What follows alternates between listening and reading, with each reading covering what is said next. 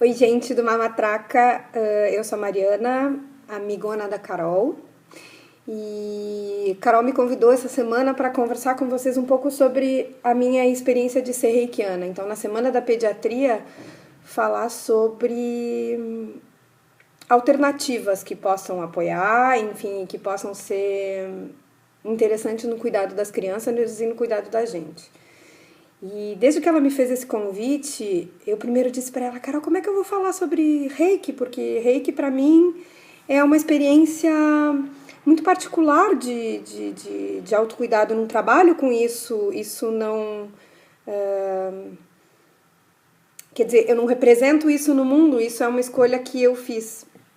E eu comecei a pensar sobre desde quando essa minha vontade de conhecer outras formas de cuidar de si, que não só as formas mais conhecidas e as formas mais comuns, e cuidar da saúde, inclusive, começaram a se construir na minha vida.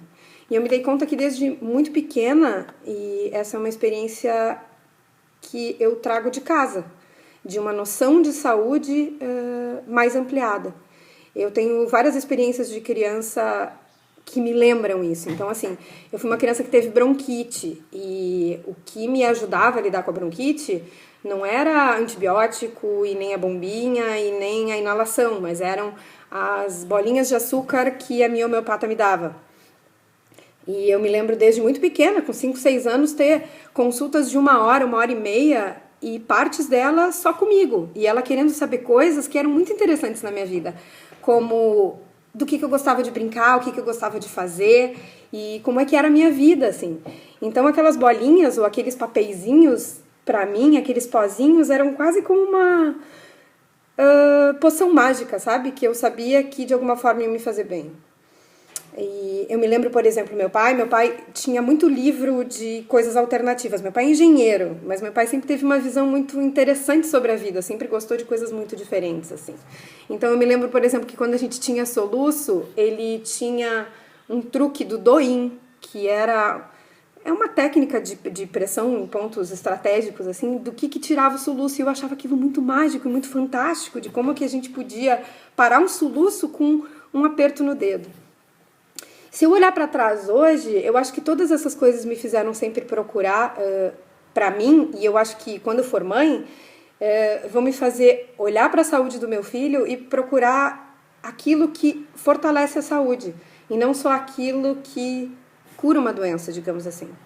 Então, a minha trajetória com o Reiki foi um pouco isso. E é interessante porque o Reiki nasceu, na verdade, o Reiki, para quem não sabe, é uma técnica japonesa, é uma filosofia, na verdade, japonesa, que trabalha com impostação de mãos.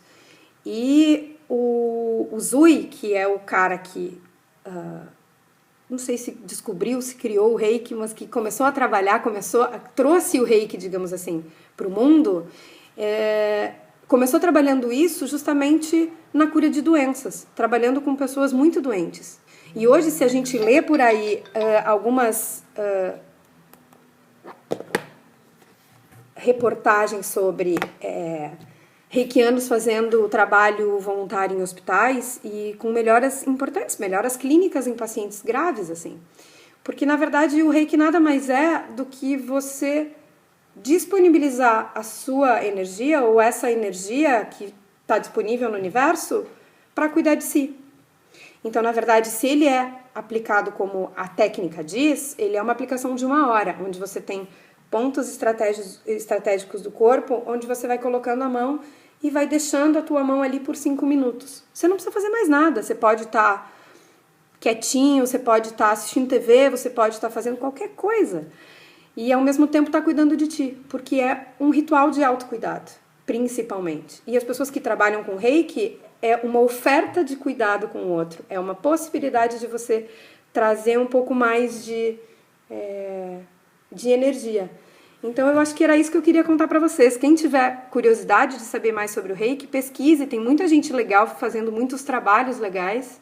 E eu sou uma apaixonada, na verdade, não só pelo Reiki, mas por todas as formas de cuidado de si. Então eu espero que eu tenha podido contribuir Um beijo bem grande e muito obrigada pelo convite, meninas.